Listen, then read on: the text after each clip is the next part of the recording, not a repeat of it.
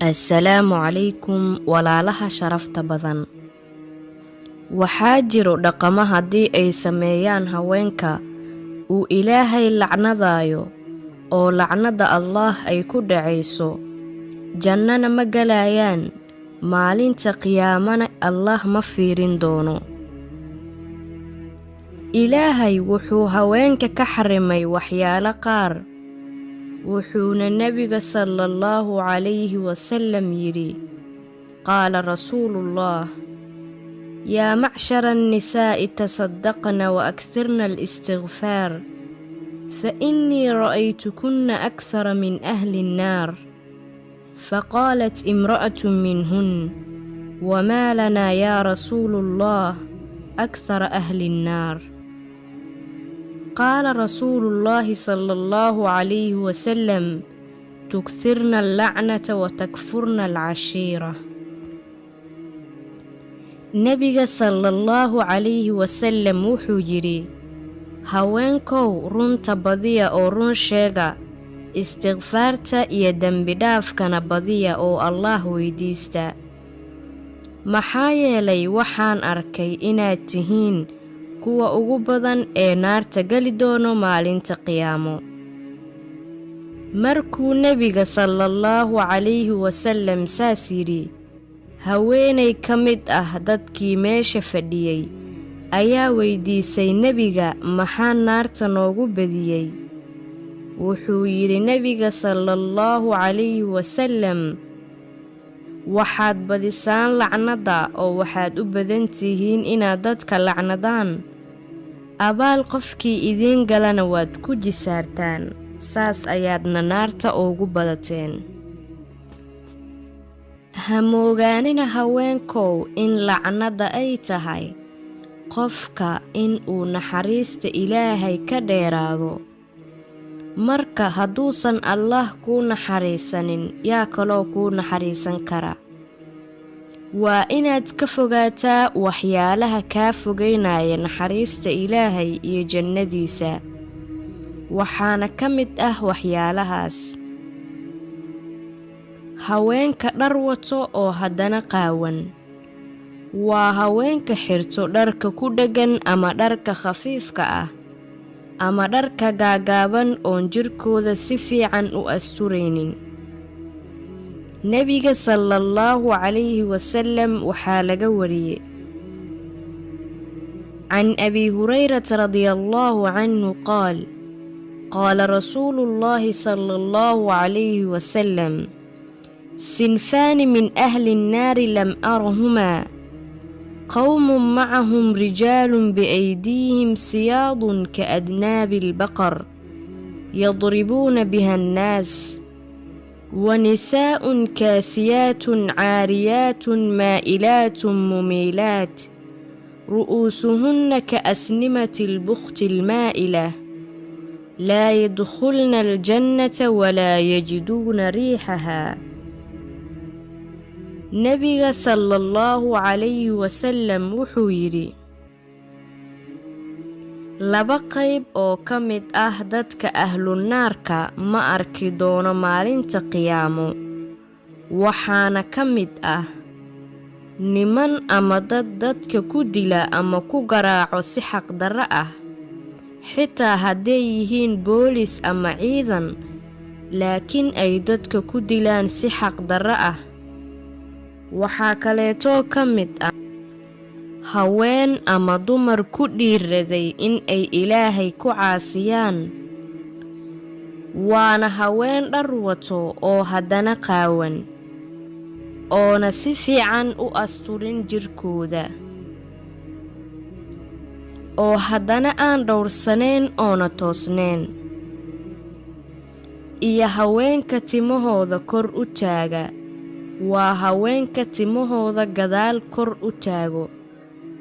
kuwaas Ilaahay wuxuu u ballanqaaday in aysan jannada gali doonin, weliba xataa aysan carfin doonin ama jannada carafteeda aysan soo gaari doonin.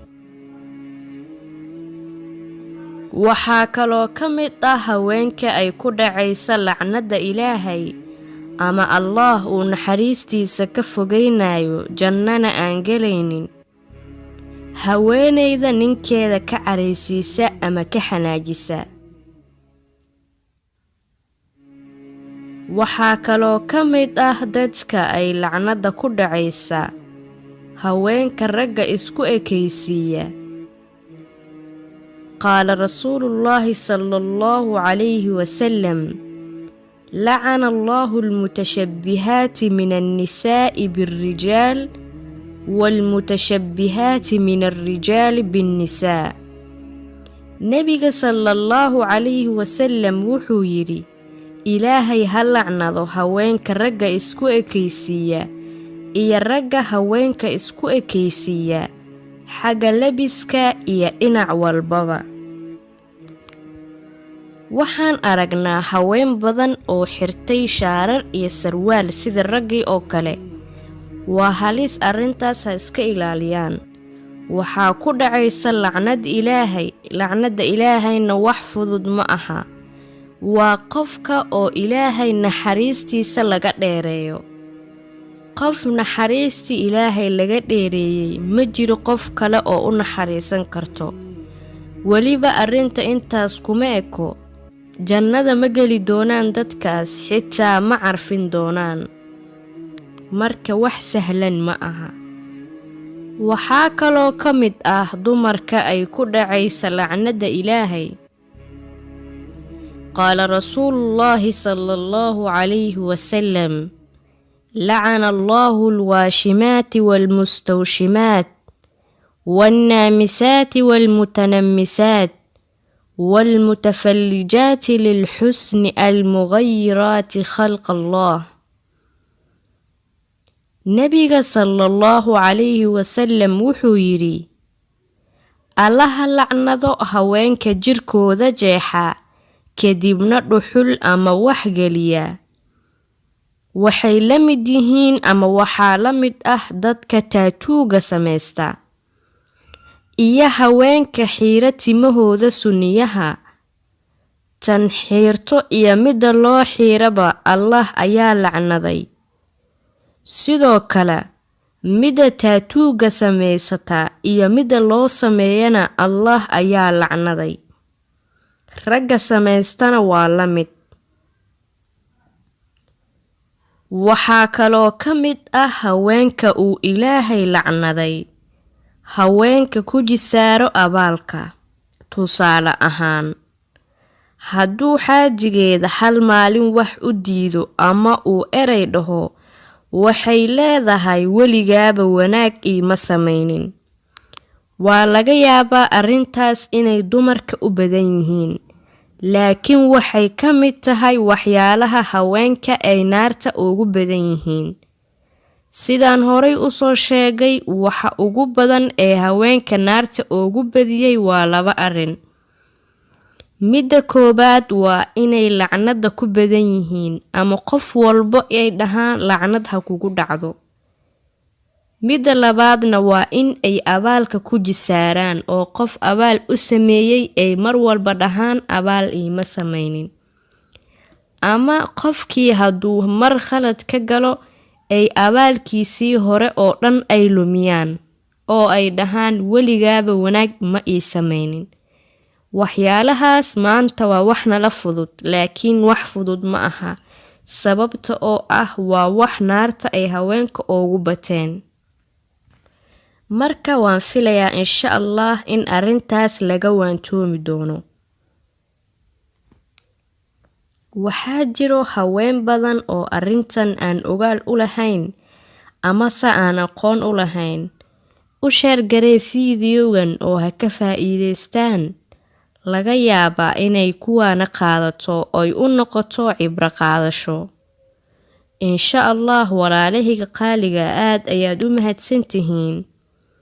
allaha nagu anfaca khayrka, wadada xaqana allaha nagu toosiyo.